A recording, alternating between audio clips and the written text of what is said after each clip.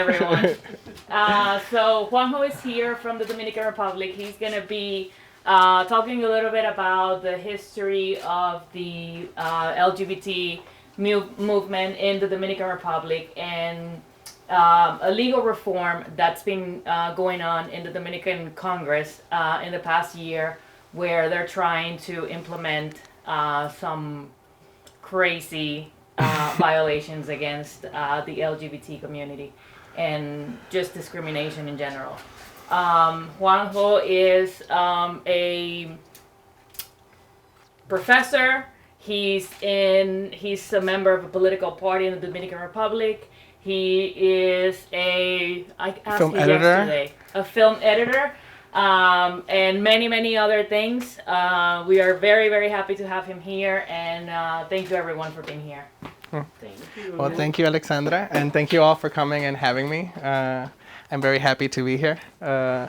My family, both my sisters, they live here in Jersey, so it's really cool to be here. What I want to do is to have like a brief explanation of like our history, our recent history from the past 20, 30 years, so that you better understand what has been going on, especially around the penal code in Dominican Republic reform from last year. Our movement history of the LGBT community in Dominican Republic it can be traced back to Penthouse. Penthouse was a nightclub. It was the first public nightclub in the Dominican Republic.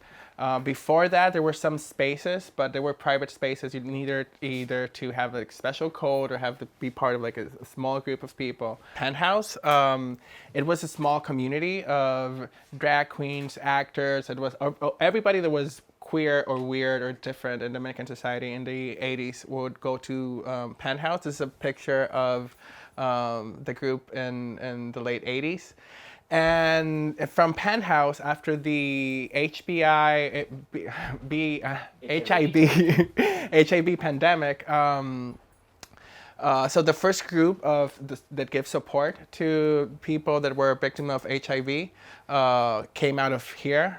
Their first task was going to the hospitals where the people that were in terminal death, the hospital would not accept them in the hospital, and they would let them to die on the curb outside of the hospitals. So basically what they would do is just go look for those people and take them to a place so they can have like a dignified death. And this group is called Amigos Siempre Amigo, ASA, and it was like the first group that was formally recognized by the government in the Dominican Republic, because before only the president could allow these groups to exist. And they did like a huge job for this to happen. And they even worked a lot in 1993, we had our first HIV law. And it was like a milestone for us as a community and also in the world, because it provided some rights to the people that were living with HIV, and also it made the government also give services to us. Another important date is the 1983, the first lesbian group, Mitilene, was formed. It was a very radical feminist group in Santo Domingo. They had their magazines and they did a lot of cultural work. And it wasn't until 2001 that we had our first Pride parade in the Dominican Republic. And the first Pride parade, there were only like 7 people walking down El Conde Street in El Distrito Nacional. And then, right, like the next year, we had another one. And people there were taken by the police. And most of those people lost their job the next day because their names were published in the press. And we had like a lot of oppression still in 2001.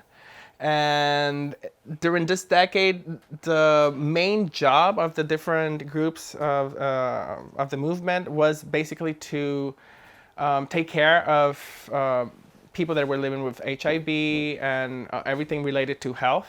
And also their goal was to make our community more visible, because we didn't have access to media. They wouldn't talk about us. We just didn't exist in the Dominican Republic imaginary. And a huge shift was in 2008, where we had our first caravan. So we don't do a march in Santo Domingo. Like what we do is just like it's a lot of cars go throughout the city. In a way, we're just like going into the spaces, saying that we're here, we're queer, and we exist. And we go from Piantini, that is like a very high class community neighborhood, to like all the different neighborhoods within Santo Domingo. And it's been done for over, I think they've done like 10 or more than 10. We're still doing it. And another huge shift in the history of our movement is that Obama, when he assigned our ambassador in 2016, he assigned a gay ambassador that came in with his husband to the Dominican Republic. And this forced many people to have to openly interact with another, with a gay person. And he was very vocal and active on the gay agenda, which is basically for us to have more rights. And this helped us to better organize, to have more support, to open more spaces for us. And also, like during this time, there was a lot of legislature work. We had passed the youth law. There's an article there about discrimination that protects us, the people with diverse sexuality. And police law also has that. That's like another history, and many others. And I think like one of the most important that we were able to get is in the 2010 Constitution. We're not mentioned, but there's a really important article, Article 43, that says that protects people from developing their personality as they wish. So it's like a protection that we have to say like, yeah, if I'm gay, I'm able to be gay, and the Constitution protects me from doing so. And also during that time, there was a lot of work in the Penal Code of Santo Domingo.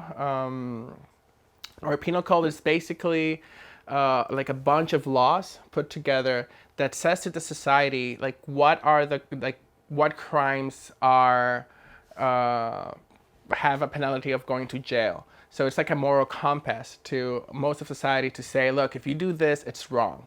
And in ours, it's been the same since 1884, and it's very urgent for us to have like a new penal code because there's many new crimes that have been created since then, and also certain protections that we need as a society for people to not do crimes to us, including not discrimination. This is a very interesting report. They have it both in Spanish and English. It's from Astraea. Astraea is a lesbian feminist foundation for justice. They are US based. And the Dr. Celiani Rivera, she was the one that did this investigation. And if you want to further analyze and know what the history of our movement, I suggest to read this report. It's actually really good. Okay, now we're gonna see a little excerpt of a documentary that I edited. It's from Carlos Rodriguez. He is also a founding member of URA, that is an organization that I funded with him over 10 years ago. Our main objective or goal is to educate other people about issues about the LGBT community. The education in the Dominican Republic is very precarious. It was designed like that so that it maintained people without power. So that we decided that if we want to shift people's mind about our issues, like we have to educate them. And we basically do things like, just explaining what is gender, what is sex, what is sexual orientation, like very basic stuff that our public education don't really provide. And this is like a 2-minute documentary. We're gonna see a little bit about La Caravana and about trans men in the Dominican Republic.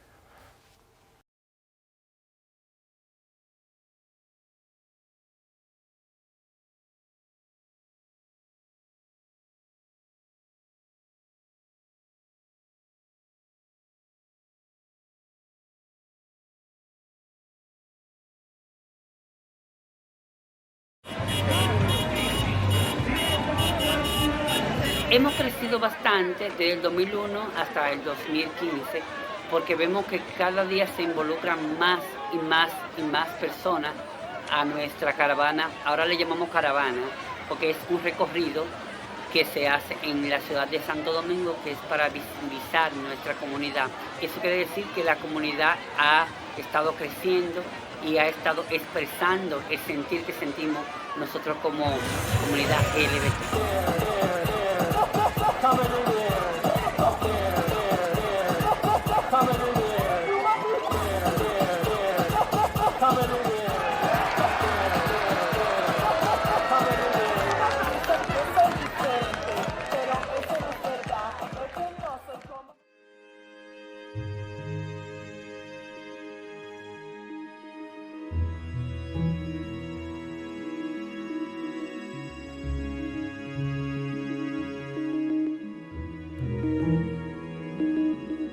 Mi nombre es Tommy Cordero, aunque la verdad no estoy seguro de por qué elegí Tommy, aunque sospecho de que tiene que ver con el hecho de que me gustaban mucho los Power Rangers cuando era jovencito. Entonces, nada, ese me quedó el nombre.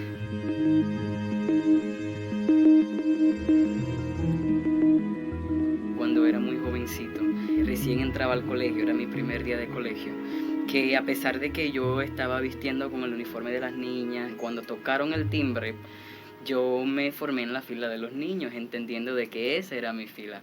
Pero luego llega una profesora que se da cuenta de esto y me agarra de un brazo y me mueve a la fila de las niñas. Al yo ver esto, yo digo, ok, pues se equivocó, quizá como se equivocó mi mamá cuando me puso este uniforme, ¿no? Entonces vuelvo y me paso a la fila de los niños, ya vuelve y me agarra y me pasa a la fila de las niñas. Y ahí pues entiendo de que ella no me está viendo a mí como yo me veo yo.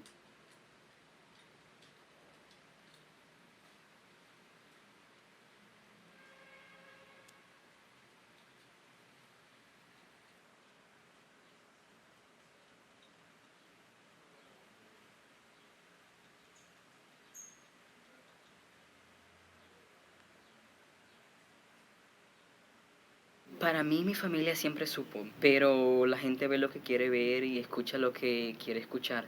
Entonces, a pesar de que yo traté de expresarles cómo me sentía, eso nunca me reconocieron. Ya cuando yo comencé a expresarme con más fuerza, entonces ahí surgieron los conflictos con la familia. Quizás ellos piensan que yo voy a sufrir mucho viviendo la vida como yo la quiero vivir.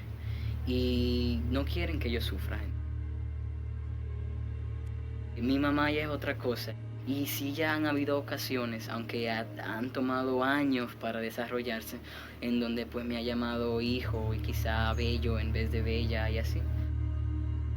A mi padre hace un tiempo ya no lo veo, no lo desde hace 6 años. Y eso fue desde el momento que yo comencé la transición, pues ya no lo vi.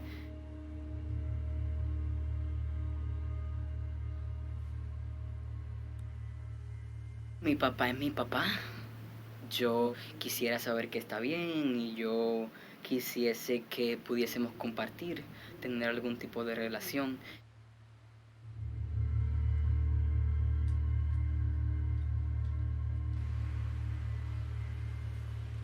So transit is also, I think it's in Vimeo, if you want to see the whole thing. It also shares other stories of trans people in the Dominican Republic and their reality.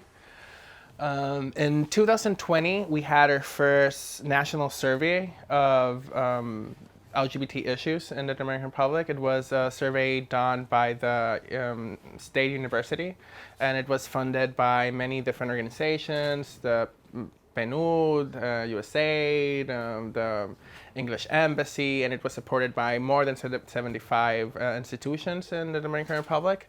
And I wanted to share some of the data that came out of that survey, just so for us to better understand how we live discrimination there.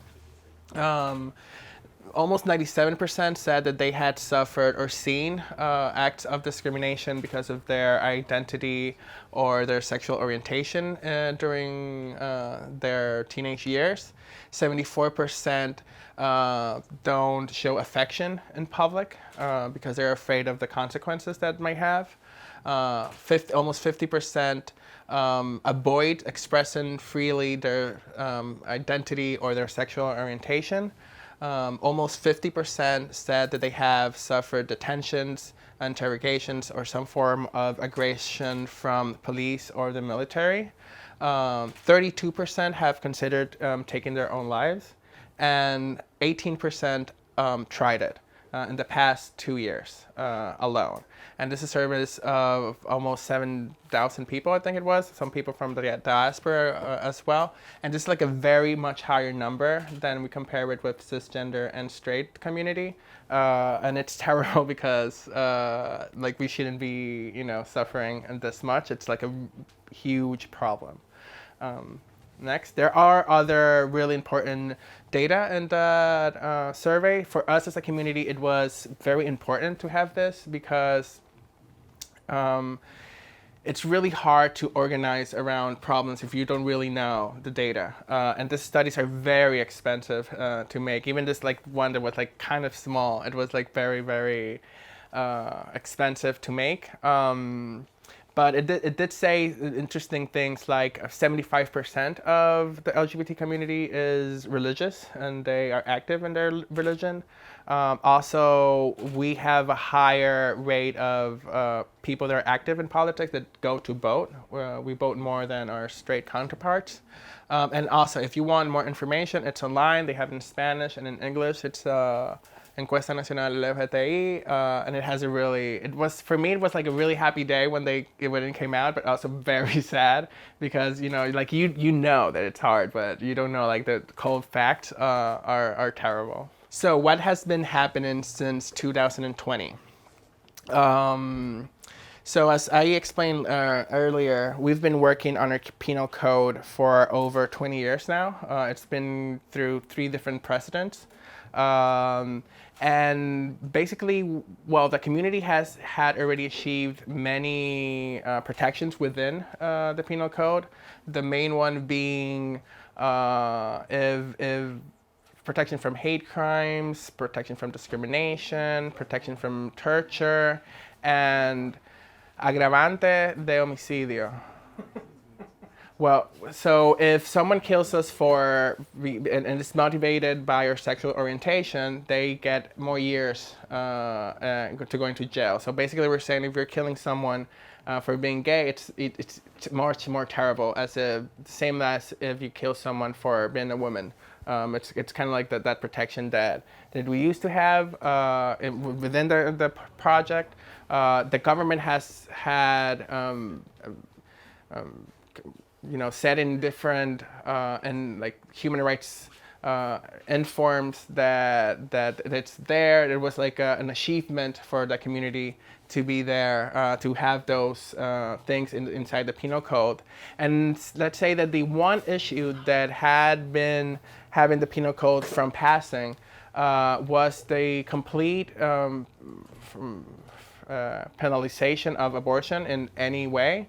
In our 2010 Constitution, the Catholic Church and other Christian churches mobilized a lot so that it has within a definition of life within conception, and that makes it impossible, and that in no way there's a possibility to have an abortion.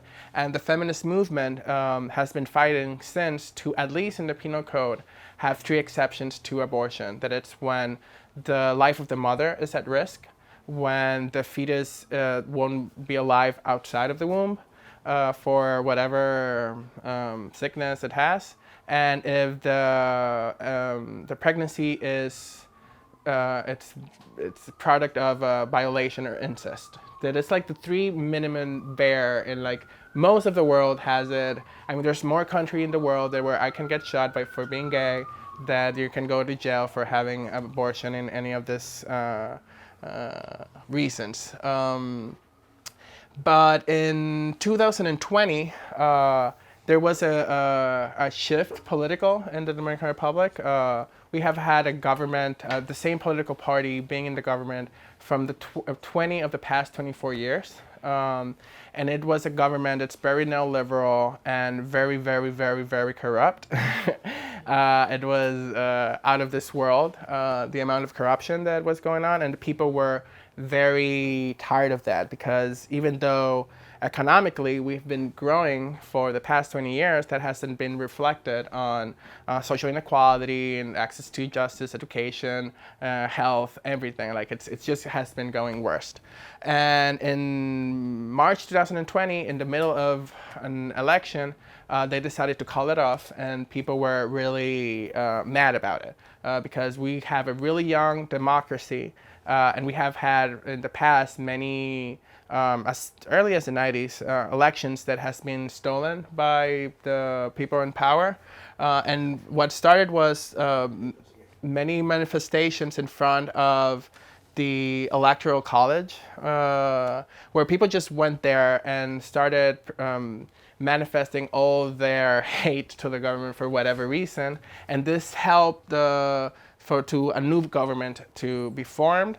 It was under the slogan of change, even though we haven't seen much change. And we Backwards. we're basically going backwards. And it not only was the presidency, the executive change, but also the Congress. The majority of the Congress is of this new party. And we have been going back and forth with the Penal Code. It has gone to the president, to two different presidents, and they have vetoed the Penal Code twice because of the non-inclusion of the three causes, that's causales, así lo llamamos. And in summer of last year, also in early 2021, there was a huge manifestation of feminists in front of the presidency asking the president to exercise his leadership and ask the Congress to pass the Penal Code with this three. That's the whole history. There's a lot that happened, but by the end of that movement, of that campaign, we figured that it was not going to pass. The president did not support it, even though during the campaign he said that he was for it. And we knew that it was not going to pass. So basically we were not paying attention to whatever was happening in the Congress in that moment. And, dale ahí. Oye tú, ¿te identificas como persona queer? ¿Eres una persona racializada? ¿Eres una persona gestante? Si llenas algunos de estos requisitos y vives en la República Dominicana, te tengo grandes noticias. Tu país te odia. Si te preguntas por qué, la respuesta es bien simple, pues es que la Cámara de Diputados acaba de aprobar un nuevo código penal solo para ti, para que nunca olvides que eres ciudadano de segunda clase. República Dominicana lo tiene todo, incluyendo discriminación hacia estas comunidades. Si terminas un embarazo no deseado, puedes ir presa.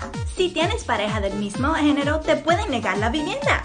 Y la mejor parte es que todo esto puede ser legal. Si nuestro Senado y el presidente deciden aprobarlo, tendremos nuestro nuevo e inclusivo Código Penal.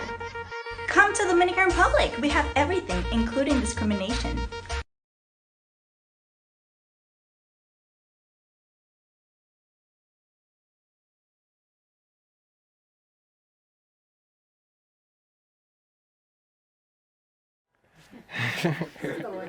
Well, that's Monica. She's one of my daughters in House of Cuir, and I'm very proud of her.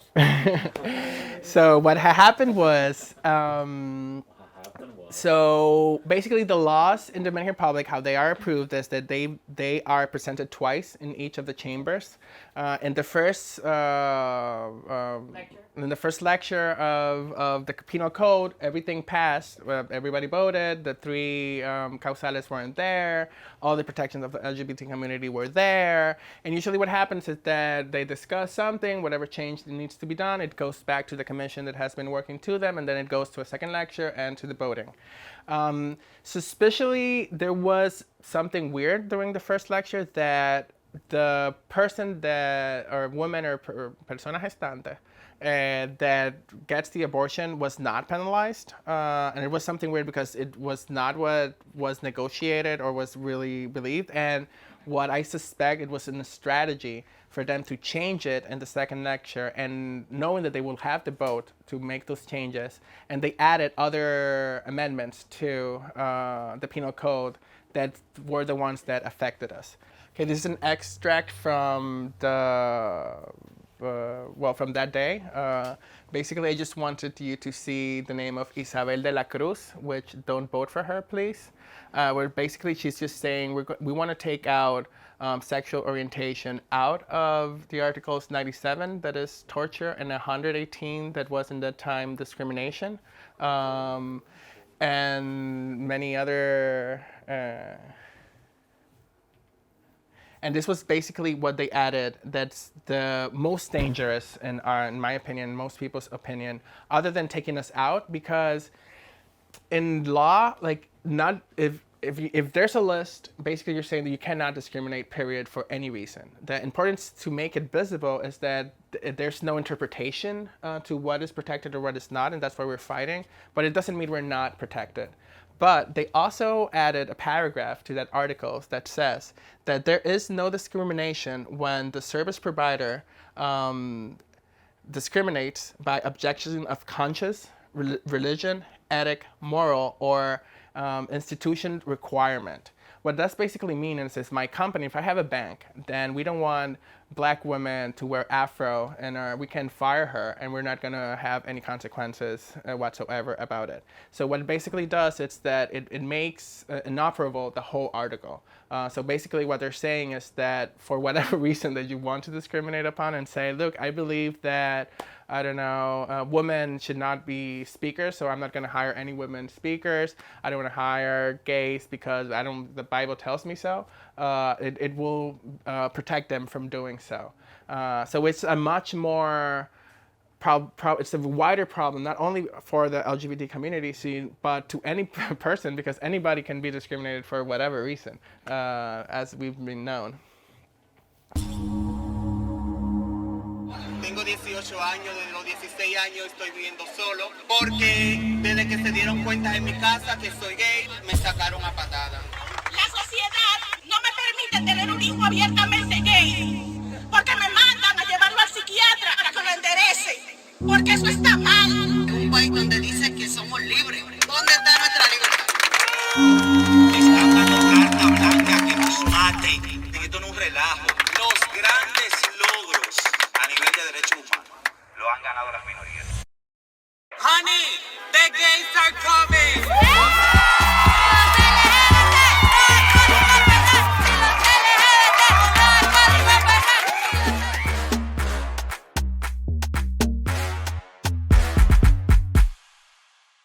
Okay, so right after it was very interesting because we found out really fast, because thankfully we have a we have but el diputado. Representative. A representative, yeah. So we have a representative on the National Congress that is from Alianza País, which is the party I'm in. And he right away, he alerted us. He was like, look, people are not really listening, because basically most congressmen and women, they don't listen, they just vote for whatever their vocals tell them so. But he was listening, and he said, wait, this is not what was agreed upon. This was not what discussed, and this just passed, and this is terrible. And he right away went to social media and alerted us that this was happening. So if he were not there, we probably would have heard of this like a week after everything was inside of the system and that was made public, basically because nobody else alerted us. And that gave us time to organize. And we organized under the term of the Dominican Republic is for all, and it's a wordplay for, in Spanish, you have either todos or todas. Todos includes everyone, including women, but it's also for men, and todas is only for women, and todes is more inclusive because it's also include non-binary and transsexual and queer people. And we knew it was gonna cause a lot of commotion, so then we went for redes de todas.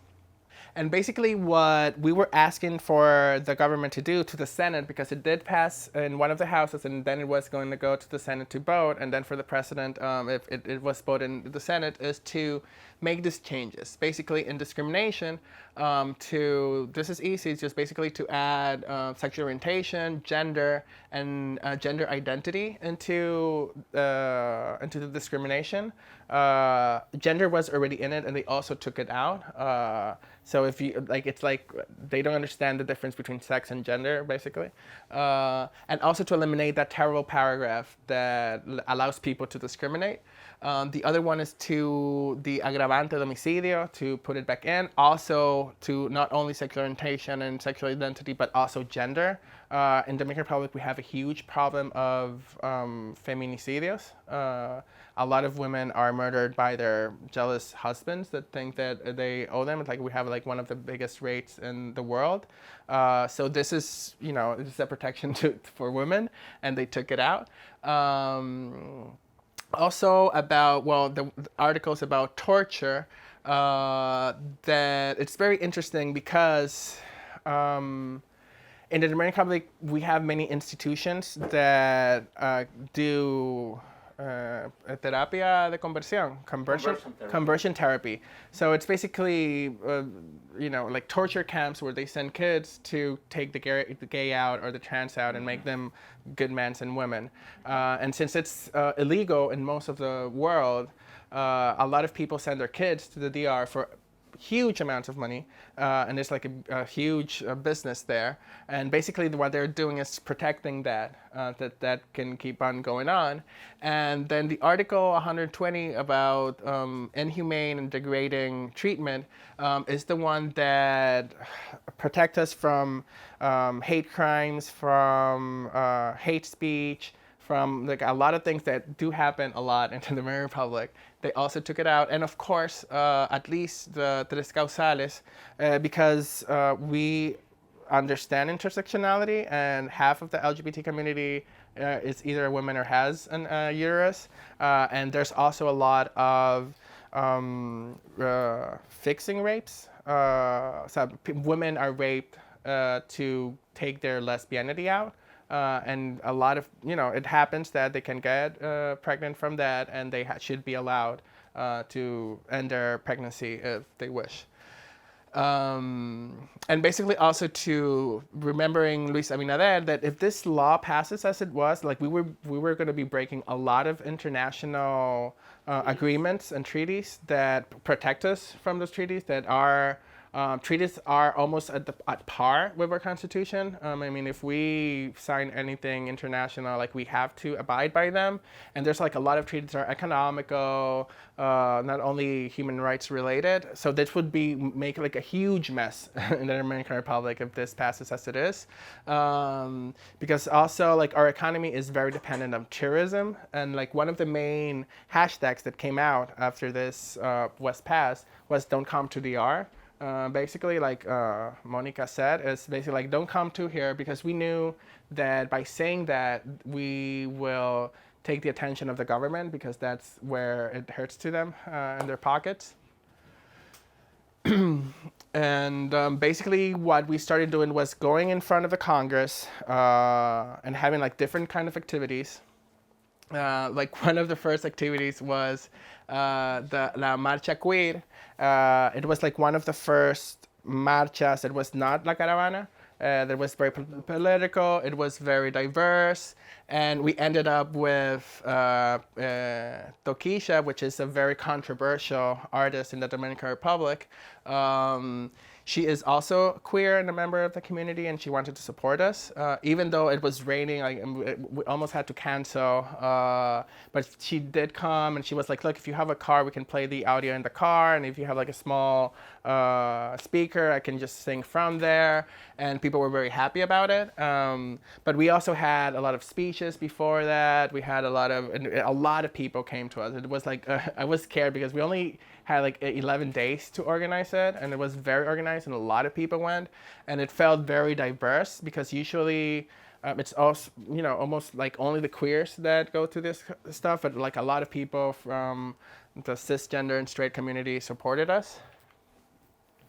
after having like different activities every day in front of the Senate, we find out that the people, the anti-derechos, the people that were lobbying against that, they had been doing lobbying in the Senate for a long time. They would go every day, and they would go have meetings with all the representatives, with the Senate. They would have horas santas antes de las sesiones. It's Prayers. Yeah, prayers. But like in a group, they would go into a room. They still do it. They do it here too, by the way. Yeah. So no, to me it was like, what? I was very surprised by it. I don't know why, but I did. So then we decided that if we wanted to make a change, we had to get in there as well. Thankfully,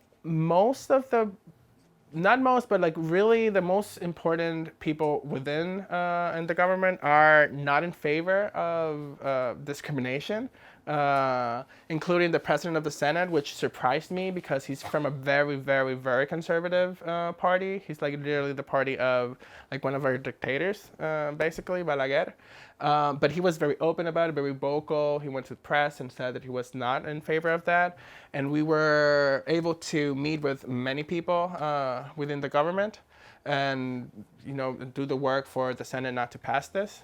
And another important thing that we did is that most of the social movements in the Dominican Republic are centered in Santo Domingo, in the capital, and there's not much work done in like the rest of the country.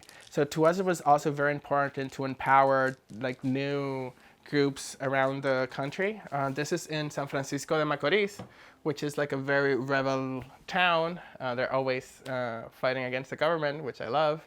And it was during their activity where basically there's like a gay park in Dominican Republic. We made our own. It's El Parque Duarte en la zona colonial. And basically there's a Parque Duarte also in San Francisco de Macorís. Y básicamente nos apropiamos del Parque Duarte de San Francisco de Macorís en ese mariplantón. And well, the kind of activities we did, we wanted not only to like ourselves organize the activities, and by ourselves I mean in RDC Todo, it's a very diverse group of people. There's like activists from the first wave. There's activists from my age, or like newer kids that are very into that. And what we're trying to do is like just incentivar people to just do something, to just in whatever your corner, whatever access you have, there's some kind of activism that you have to do. It's not only just going out there and and going to marches. You can call a parent. You can, if you're a lawyer, you can help someone out, etc.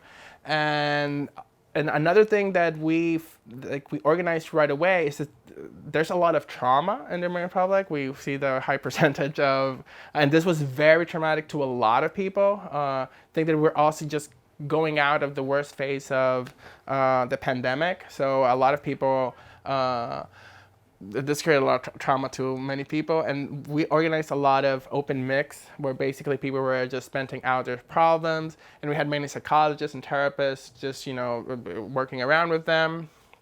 And also, like, one of the main focus was education as well.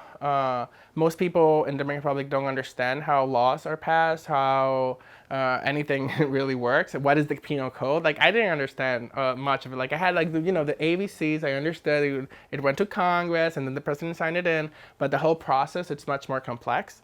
And then we thought it was very important for people to better understand how that works and to be more involved into politics. So we would do workshops like El Código Penal Aplatanado, déjame ver qué hay aquí, Sexo y Poder with Imán, how to get out of the closet safely. And like one of the most interesting was that this is Oremos Juntas, that's Pray Together. There's like this group of queer people that are Christians, and they just basically wanted to create a space where people could talk about their experiences in church that's mostly very traumatic, because as I said before, 75% of our community is religious and they believe in God, but their community don't accept them. And that's, very traumatic that they really believe in a God that is all love and all compelling and made me this way, and then you not accept me for that. So it's basically a space where people were talking about it and just healing together. So basically, after almost 2 months of protest and me running down all over the country and all my, I lost 20 pounds. I gained them again a little bit more since then. But you gained 40. Almost. But it was a lot of work. A lot of people, I've never seen as many people working together as part of the LGBT community. And then more about that later. Basically, it went to the Senate, and the day that the Senate was going to vote for it, most of the Senate didn't go. So that the law would not pass, and it would forcing it to be reintroduced and restudied again. And since then, it's been kind of that limbo. It's been studied, it has been voted, and the worst part is that every time they touch it, it just gets worse. They haven't made it better. They try to. There was an article where if the person that commits a rape to their wife, they have a leaner sentence. Yeah, basically because it's their marriage, and it's there. If you're married, you have to have sex with your husband. Also to discipline kids, so the parents could be able to beat their kids. That had a leaner. What else? And there was other very problematic things that's where you started thinking, these people are not really against that. They have another hidden agenda. And the two main things that really was very wide opening was that they were trying to create a military court so that the military do their own cases by their sides. Historically, we have had a very, very corrupt military. Since Trujillo, we haven't been able to dismantle that. So it's very worrying that why would you want to do that? Also because we have not talked about it. I mean, we could have that discussion. Maybe there's a way, but they were not having that discussion. And the other thing that was the very terrible is that we also have a terrible history of corruption, not only in the government, but since it's been so long and so nobody has gone to prison. ¿Cómo se dice? Como Impunity? Yeah, it's been very impugned. I think it has permeated into the rest of the society. So basically in DR, if you are not corrupt, if you don't cut the line, if you don't cut here or there, tú eres un palomo. And it's very within our society, and I think that's the worst legacy this government had in us that we have to repair. And what they were trying to do is they were trying to put a due date to the crimes of corruption. So they're saying that if it's older than 20 years, it's okay. You can take all your money that you stole from the government. You're fine. You made it, basically. In the government, also, their justice system is very precarious as well. I mean, it's not well funded. It's very corrupt as well. Cases just take forever. So we were just thinking, look, if this passes, basically nobody's going to go to jail. So this cannot pass. And that's where you say, okay, these people are not really for something. I mean, they're not really for family or for the babies that need to live. The people what they really want is to be able to corrupt and keep on stealing money from the government. And these are the people. This was also in front of the Congress. This was last week. These are the groups that are called themselves RDs Pro Vida, Marcha de las Dos Vidas, etc. This is Isabel de la Cruz. And I want to show you this so that we see that they're very well funded. They have a lot of money. I mean, every activity they have there's 3 cameras. They have all this speakers. They have that thing that LED. I mean, we had one speaker the whole time. Somebody lended me a speaker, and that's the one we had always. Yeah, and more people. And yet, of course, and that's it, because people, like the pretty thing, like one of the good things also coming out of this is that most people, Dominican people, everyday people, they're not for discrimination at all. Most people were shocked about this. They didn't understand what was going on. And that also further shows how the representatives are not representing the Dominican Republic, because I can understand that you don't agree in equal marriage, that you don't agree with trans rights. I mean, okay, like those are more radical. But these were conversations we had in the 60s. These are things that are already ingrained into our culture. Like, it's bad to discriminate. Like, you shouldn't be able or allowed to discriminate because it's a bad thing. And that is why I feel that not many people really support them openly, even though they have tried to just mix everything into one thing, like against abortion, against gay rights, family, etc., etc.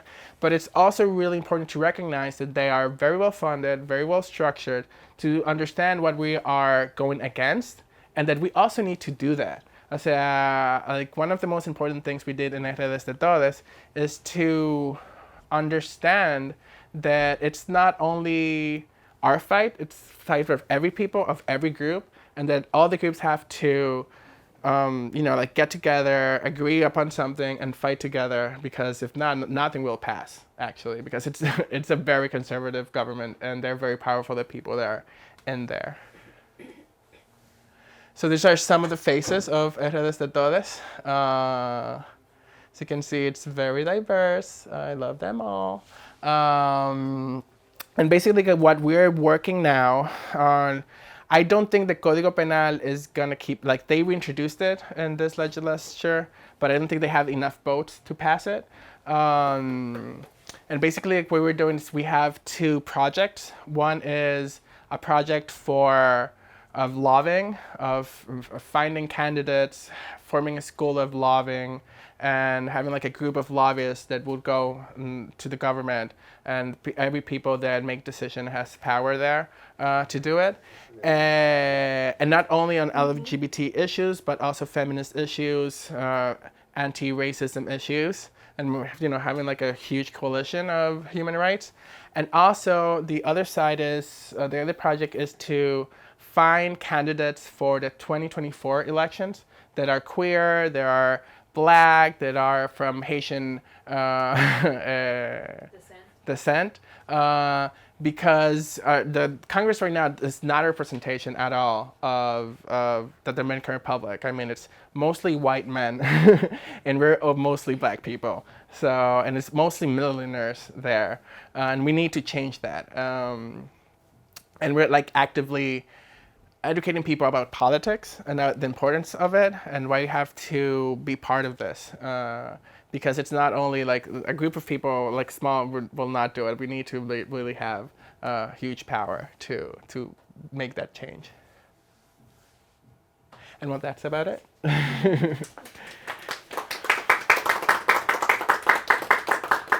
Thank you, Juanjo. So, yes, I don't know if anyone has any questions for Juanjo. I do have questions for him, but I'll let you guys go first. ¿Alguna pregunta que tengan? What's your plan of action for the future, in the immediate future and in the long-term future? Well, right now we are organizing like to have like a formal organization, like legally, yada yada. I think from my experience from other organizations, like how important it is to at the beginning to like really structure, like to really have a plan in the long form, like a strategic plan. And usually like you don't have that because the community, it's very reactionary. So something happens, we go out. Then everything comes down like with every movement. So like what we need is to have like a really like a long-term plan. Yesterday we won a fund to do that from the Yeah, the Jewish American Society. So yes, I love the Jews more now. And basically that money is to do that. And that's like the two main things: the lobbying and the candidates. There is something that's happening in, like, it's not only the LGBT community that saw that. There are many groups that are also like, look, the moment is now. Since, there's like this shift in power, there's like this opportunity, and I think people now in the Dominican Republic, most people are more involved in politics than ever before. We are a country that historically has gone against our activists and political people that are from opposition.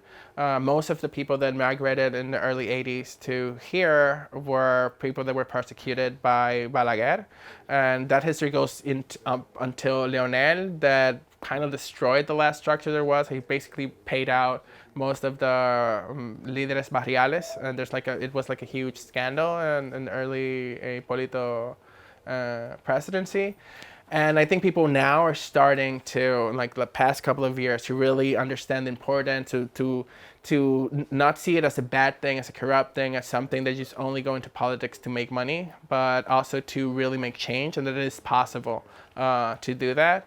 And I understand it's going to be a very gradual, because what we're going against is a huge monster and historical, but I have high hopes that we're going to be able to shift that. My question is, look, we live here in the United States, right? And a lot of us, some of us were born. I came at the age of 10, and New York is very, it's an island unto itself in the United States, right? The United States, there are many places that you could see. It could be just in the Dominican Republic, right?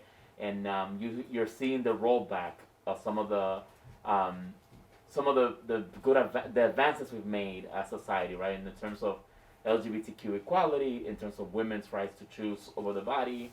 There's like a backlash, just like in the Dominican Republic, it's a backlash, a very well-organized, well-oiled, well-moneyed, well-resourced effort to roll back a lot of that, right? But we still live in New York City, right? Which I think year after year does like amazing strides to be more protective of people who have been formerly legally discriminated. The LGBT community, women, and so, but a lot of us, I see a lot of my friends that go to the Dominican Republic, and they're always at the hotels and the beaches and the clubs and the drinking and that, and I love all that. That I've often thought about, how could we use our purchasing power in the us that are here on this little island and often have a lot of relationship in the DR. How do we use that to help this movement, right? Besides us going over there with our very Americanized way of thinking and just put our resources toward this effort? Yeah, that's a really good question. So I don't have like the concrete answer to it, because I think that what we have to do first is have like these spaces where we have these conversations to see how and this can be done. But you have a lot of power, not only through money. I mean, our economy is based on the money that you guys send to the Dominican Republic. Exactly. It's a very power you have to say to the government, look, I mean, this cannot keep on going. If you keep on doing that, we're not going to send their money. We're not going to go to your beaches, et cetera, et cetera. One interesting thing that happened is like a group of activists in Puerto Rico, they would send letters to El Cónsul Dominicano in Puerto Rico, and I think that's something that can be replied here. Not only saying like, look, if you keep on doing that, we're not going to send money, we're not going to visit. I mean, this cannot happen, and that's basically los consulates are like the representative of our governments everywhere, and that's something you can do. And also, there's a lot of media power here. If there's like one article in the New York Times or any huge newspaper or media here, it's going to have huge repercussions in the Dominican Republic. And also to keep organizing politically. We have here like one of the organizers sorry, of Alianza País, and I think it's the way. I mean, me myself, like I used not to be into politics because of all this prejudice that there's around it, and during this I was like, look, it's really like we have to do it. There's like no other way around. Like we have to get into politics and we have to open spaces. And thankfully I found this party that's really open, that has accepted, like until now I have had no issues being a queer man. I've been embraced. I know, of course, there's some people that might be resistant to it, but I haven't really felt that. On the contrary, I think they're very open. They want people to come in to make the change. And I think that has to be done here as well. And also to educate. I think it's very important for us to educate, because we also, when we come here, like we also import prejudices, like there also like within the Dominican Republic here, like immigrants, there's also a lot of homophobia, transphobia, and that replicates back to there. So I think it's also very important for us to, as a community, to teach ourselves, like, look, it's okay to be gay, it's okay to be trans, there's like no issue about it, these people need protections. There is discrimination in the Dominican Republic, because like one of their main things was saying that there's no discrimination there. Since like you're just complaining, like what are you talking about? And like I know a gay person that works with me, you know, like what discrimination are you talking about? When we have like the data saying like no, like we're literally being discriminated upon every single day. So it's important just to talk about it, I think, and just to find ways in any way that you possible that you can help out. I think what's more important is just we have to be active. I'm tired of hearing ideas. Like everything I go on things like, oh, you should do this, you should that. No, like I know what I can do, but I need you to do something. Anything you can do. If you are a photographer, take pictures. If you're a designer, design. If you're a lawyer, defend someone for free. You know, it doesn't have to be like huge organizations and have like all the legal status and all the things writing down. Like no, you just need 2 or 3 people to get together as friends and do small things. I mean, ASA started. Picking up people from the curve to, to help them out. And now they're like one of the biggest organizations there, and they do a lot of good work. So whatever you can do, I mean, even a conversation with a homophobic family, it's a good thing. So I ask people to be more active with discrimination and LGBT issues. Thank you. My question was more about what Juan was asking you, like how can the diaspora help you guys? And I guess how important, because there's so many Dominicans in New York, right?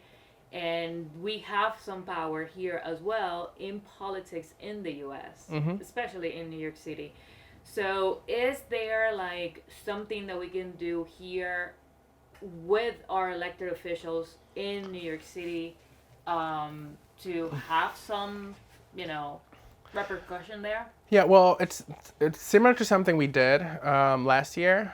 We asked, actually the Jewish Foundation helped us connect with some representatives that were going to go into the Dominican Republic to meet with our president.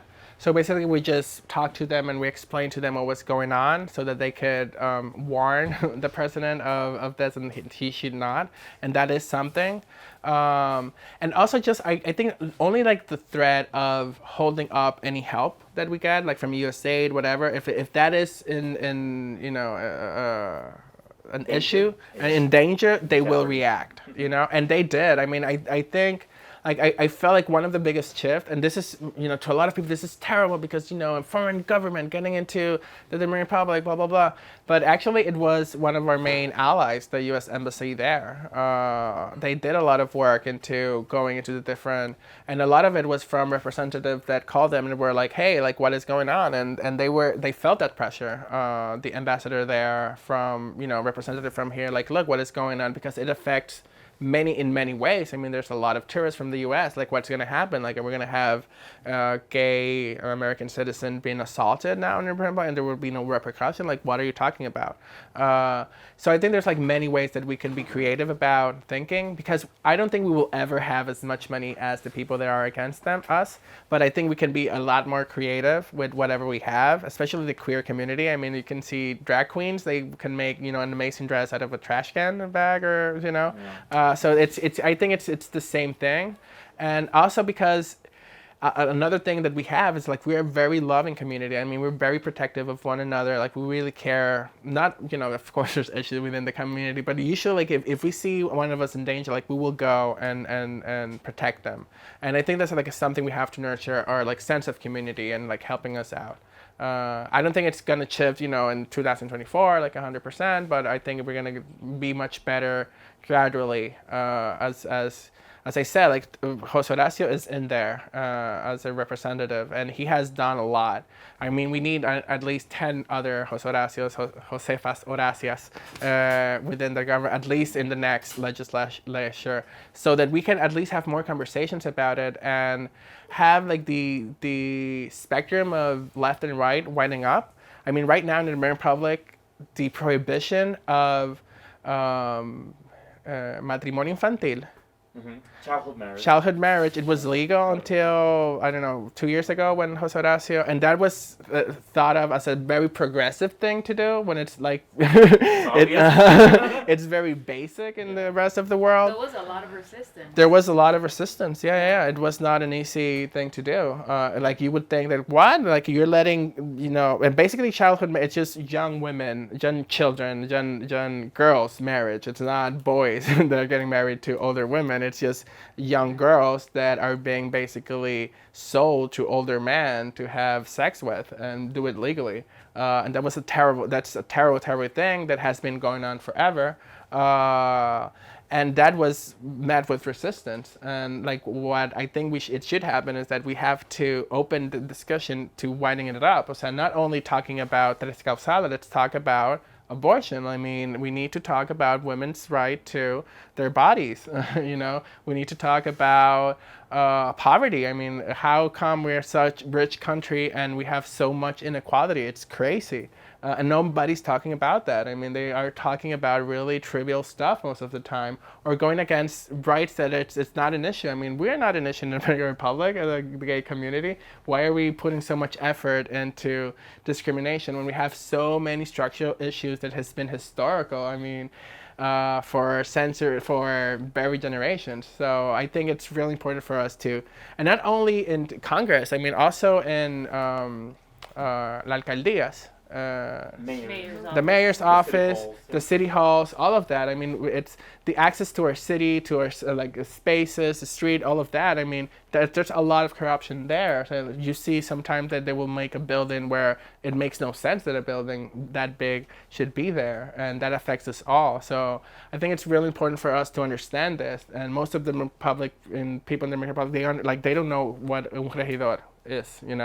Like, you would ask un regidor. Well, I found out the last election, basically. Like, I knew it existed, I knew there was something, but I didn't understand until I met a candidate and I finally said, okay, and yeah, I want you as resident, regidor, good. So that's things that has to happen. Any other questions? Okay, so we want to thank Word Up for having us here. Thank you, Veronica.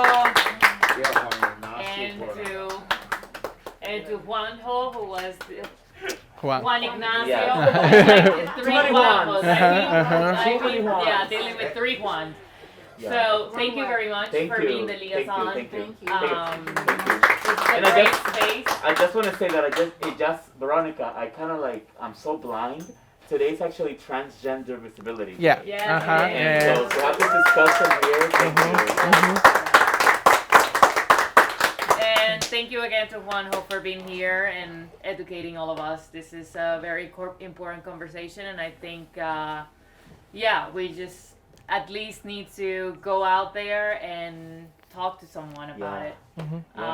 tell someone that we were here today and that we talk about this, and we don't know what we can, what change we can make. So thank you, everyone. Thank you.